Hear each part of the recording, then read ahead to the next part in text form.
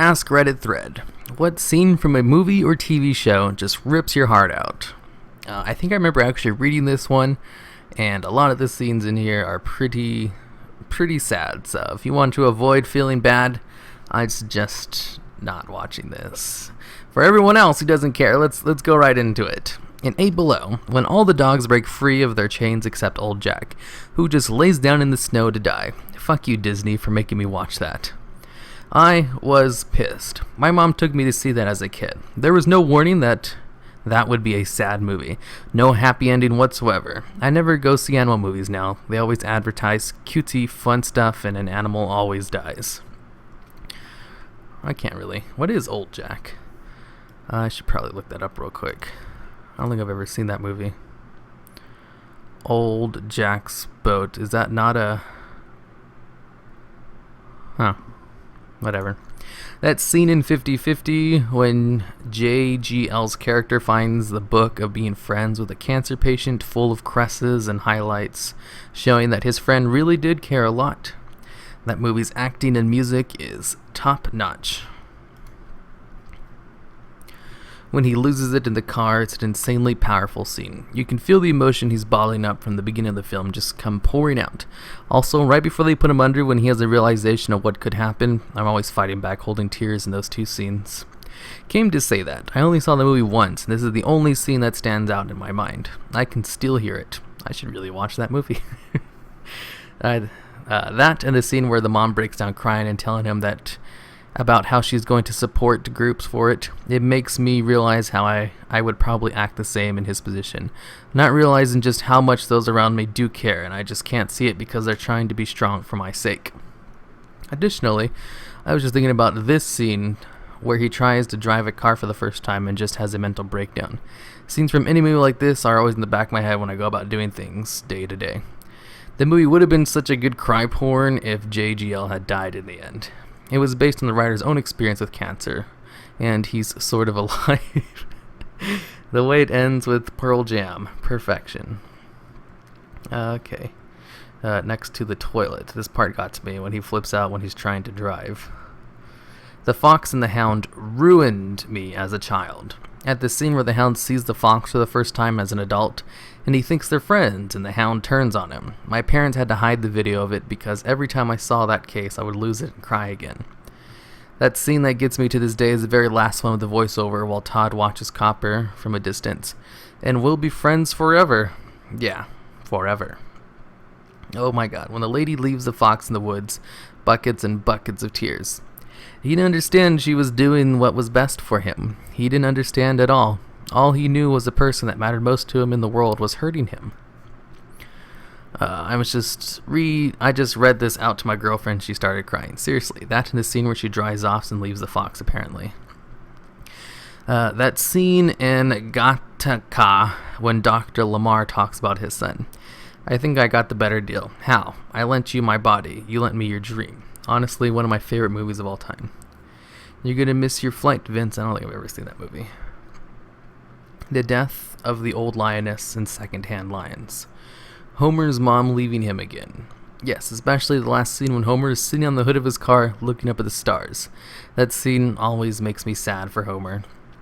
The part where they cut Homer waving goodbye to him sitting on the car looking at the sky was one of the most emotionally touching moments in TV. This is the background on all my devices. Besides being an emotional moment, it's also very pretty. Oh wow, that is pretty nice. I just watched the first episode of Broadchurch, which deals with the emotional fallout of an 11-year-old kid getting murdered, and I nearly cried. Broadchurch is one of the best detective shows I've seen, but get ready for more crying because holy shit do things get heavy. When Dumbo is swinging gently in his mother's trunk from where she is locked inside the Mad Elephant railroad car, kills me, especially now that I have my own baby. Ugh. Poor Miss Jumbo. She was only protecting her baby. Fuck you, ginger big-eared dickhead child who blew in Dumbo's ears. When Wilson is floating away as Tom Hanks screams, "I'm sorry, Wilson. I'm so sorry." Man, I started tearing up just thinking about it. A lot of people mention Fry's dog, but for me, the more emotional one is the 7-Leaf Clover episode when Fry discovers that his brother named his nephew after him to carry on his spirit. I tear up every time. Yeah, the 7-Leaf Clover episode hits pretty deep, but at least there's some sort of happy ending to it, you know? Fry learns that his brother loved him all along and named his son after him, who then fulfilled Fry's dreams in his honor in a way. But the scene with Fry's dog sitting in the same spot for his entire life, waiting for his best friend to come back when we all know it's not going to happen, is so painfully sad I can't even watch that episode anymore. Hell, I almost teared up just describing it. Ugh, that scene is so sad. Brooks was here, from Shawshank Redemption. Dear fellas, I can't believe how fast things move on the outside. I saw an automobile once when I was a kid, but now they're everywhere. The world went and got itself in a big damn hurry. The parole board got me into this halfway house called The Brewer, and a job bagging groceries at the Foodway. It's hard work. I try to keep up, but my hands hurt most of the time. I don't think the store manager likes me very much. Sometimes after work, I go to the park and feed the birds. I keep thinking Jake might just show up and say hello, but he never does. I hope wherever he is, he's doing okay and making new friends. I have trouble sleeping at night. I have bad dreams, like I'm falling. I wake up scared. Sometimes it takes me a while to remember where I am. Maybe I should get me a gun and rob the Foodway, so they'd send me home. I could shoot the manager while I was at it, sort of like a bonus. I guess I'm too old for that sort of nonsense anymore. I don't like it here. I'm tired of being afraid all the time. I've decided not to stay. I doubt they'll kick up any fuss. Not for an old crook like me. That's where he writes Brooks was here before he hangs himself. What gets me is how casually he refers to prison as home. Shawshank Redemption, such a good movie. Sometimes I work and they'll feed the birds. I keep thinking Jake might show up and say hello, but he never does. I hope wherever he is, he's doing okay making new friends. Then do not read the book. The guy finds Jake dead in the yard after Brooks left. What? Oh, that's so sad. Right in the middle of the fucking... Okay, I'm not gonna read everyone talking about how that made them sad. The final river scene in Big Fish. That was a really great movie. I never understood why the critics were so tough on it. It really shows if you look back now at Metacritic, 58 from critics, but a 8.4 user score. When I left the theater, I started laughing out loud, laughing big, manly bell laughs to contain the cry. Then it broke and I couldn't stop. I laughed, cried, then just cried for a few minutes. What is the purpose of life? Why are we here? To love each other and be part of each other's stories. That's what I think. Big Fish ripped my emotions out right through my eyes that day. The final scene in Black Dagger goes forth, especially since it was so unexpected from a silly comedy. The final scene in The Green Mile. Please, sir, don't put me in the dark. I's afraid of the dark. Boom. Tears every time. The end of Monsters, Inc. Before the surgery in 50-50, those scenes caught me unprepared. I was totally unprepared for 50-50. No, seriously, you need to get the fuck off my porch. That movie made me hate Brent Dallas Howard. Oh my god, 50-50. JGL's best movie. I started bawling in the theaters, not during the freak out in the car, but right before he's going to surgery. He loses his nerve, and all he can do before he goes under is to call out for his mom. The end of Dancer in the Dark. I don't think I've ever felt so empty and drained after watching a film. There is a scene that I don't think many people mention, but it comes out of nowhere and crushes me every single time. The Royal Tenenbaums. Ben Stiller plays Chaz, a recently widowed father of twins who spends the whole movie despising his dad, played by Gene Hackman, for being a terrible dad. Near the end of the movie, there's a car accident that almost injures or kills his kids that ends up killing their dog. Gene Hackman, as Royal, walks up to him later in the scene with a puppy, and after a moment, a still shaken Chaz just says, voice breaking, "I had a rough year, Dad." Royal: "I know, Chazzy. It came out of nowhere and it gets me every time. It's subtle with no schmaltz or pandering." Also, Marlin holds Nemo after freeing the fish and flashes back to holding him as an egg. Samwise chasing after Frodo at the end of Lord of the Rings. "I'm leaving, Sam." "Yes, and I'm coming with you." And Field of Dreams. "Hey, Dad, want to have catch?" Yeah, I have daddy issues. Okay, so I think these are like different things. I mean, it was totally different as soon as I got to the Nemo thing. Second-hand line when the kid started yelling to his uncle that he needs him to stay and live longer. The washroom scene in Pursuit of Happiness. Oh god, the banging on the door made it so much worse. Are we safe? Catch Me If You Can. When DiCaprio escapes off the plane and runs into his mom's house and sees his sister, who he doesn't even know, chestnuts roasting in an open fire. Locke finding out his father had cheated him out of the kidney. Last Phoenix 6 Feet Under. As soon as Breathe Me starts playing and Claire sees Nate jogging in the rearview mirror, it's just too much. Oh man, even after a year of not seeing it, I just start watching that part. I can't do it. The scene in My Girl, where Veda comes downstairs and realizes Thomas J's funeral is going on. Where's his glasses? He can't see without his glasses.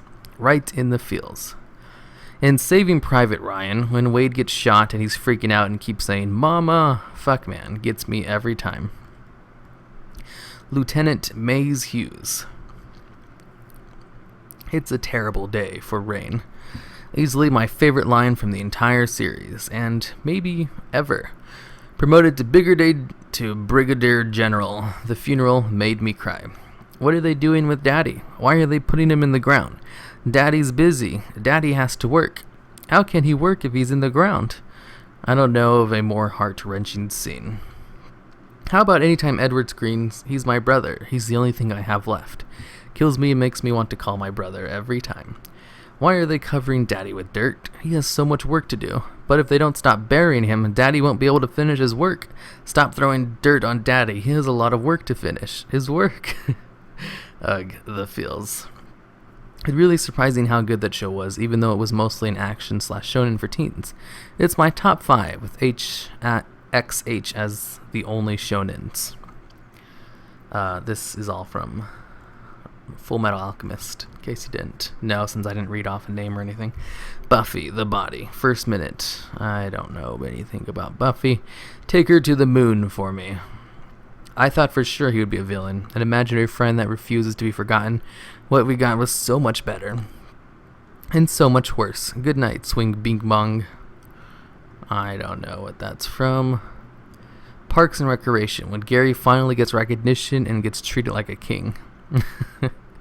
When Opie's death. I got this. That was hard to watch because they made it look like he had the upper hand at first. Opie's death? I don't know about you, but I would have felt cheated if he just gave up. It made it sadder, but I think it was needed. If he had gone down without a fight, we would have rioted. I was incredibly tough to watch, made it worse when you thought they'd twist it and allow him to win. But nope, it had to happen. There was no way around it. Definitely, even if he won that fight, something would have happened to him because Pope made it very clear he wanted a dead son before they left. I don't know what they're talking about. What movie? Baymax asking Hero if killing Professor Claude again would make him feel better.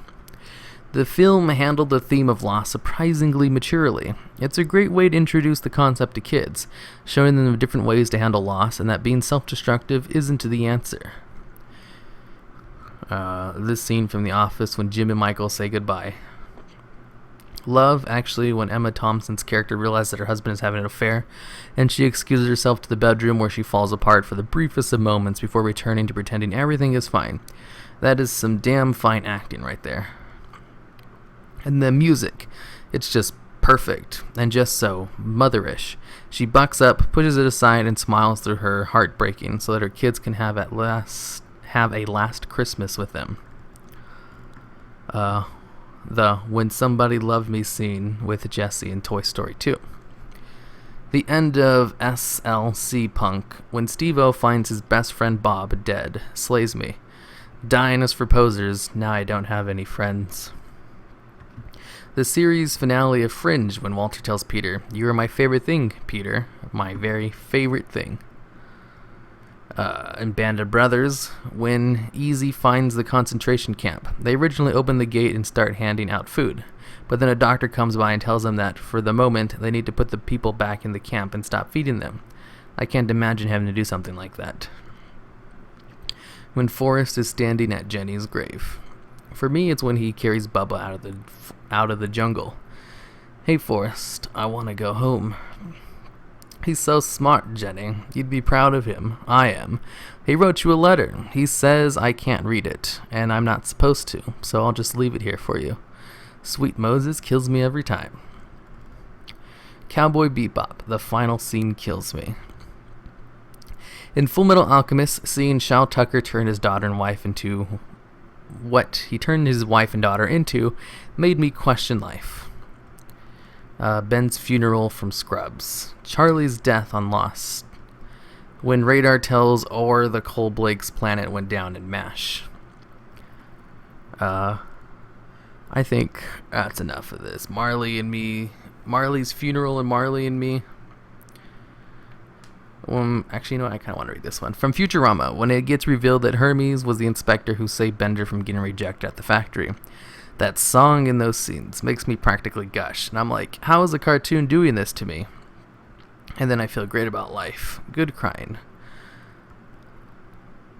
That scene in The World's End where Gary just stops pretending to have any sort of good time. I never got better that night. That was supposed to be the beginning of my life. All that promise and fucking optimism. That feeling like we could take on the whole universe. It was a big lie. Nothing happened. My friends took me to that movie right when we were about to graduate. All the friends were moving on, and I was still the one who was wild and reckless in the group. The movie to them was a comedy, and to me it hit me right in the gut. Agree. And when Andy discovers his bandages and says, "You need help, Gary?" And Gary says, "Yeah, well, I got help." And you know what help was? Sitting in a circle and talking about how fucking awful things I'd got. They told me when to go to bed. Me! I just felt so awful for Gary. Last scene of WALL-E, just a sweet ending to a perfect movie. Tough to explain why, but in my opinion, WALL-E is one of the most flawless and deep movies ever made. When Scar kills Mufasa and Simba is calling out for help. Even sadder is the "Get up, Dad" scene. In blah blah blah, I want to look for one more good one. The ending of Toy Story 3, Dead Like Me, End of American History, Iron Giant, AI. In Avatar, when Zuko is reunited with Uncle Oro. Wreck-It Ralph. Click. Oh. I guess I'll just read one of these. In Avatar, when Zuko is reunited with his uncle Iroh. The story where they talk about Iroh's son and he kneels at his grave at the end of the segment is really strong. Leaves from the vine falling so slow, like fragile, tiny shells drifting in the foam. Little soldier boy come marching home. Brave soldier boy comes marching home. There aren't many good father role models, but he's one of the best. Like Zuko said, Iroh is more of a father to him than his own father.